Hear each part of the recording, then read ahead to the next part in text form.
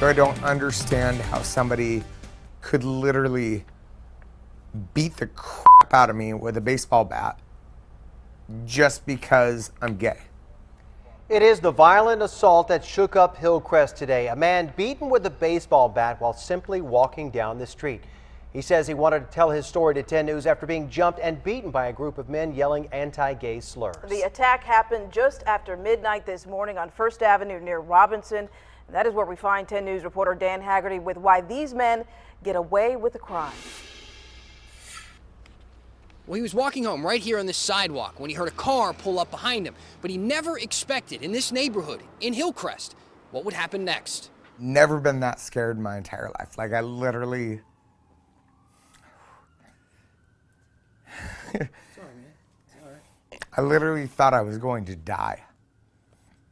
Like I thought they were going to kill me. They were beating me that bad. Dwayne Wynn's eye socket is broken. He has 18 stitches in his side and 3 cracked ribs. His fingers were fractured too, what investigators call defensive wounds.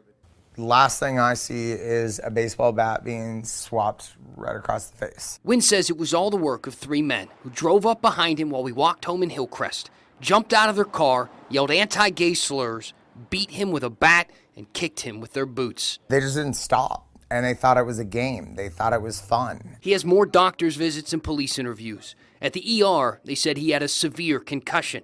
But he says the wounds hurt far less than the pain of losing the feeling of safety in a community where he felt accepted and at home. I was laying there, I'm covered in blood, and I could hear them literally high-fiving each other as they're walking to their truck.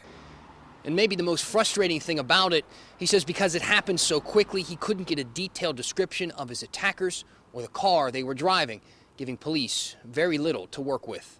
In Hillcrest tonight, Dan Haggerty, 10 News.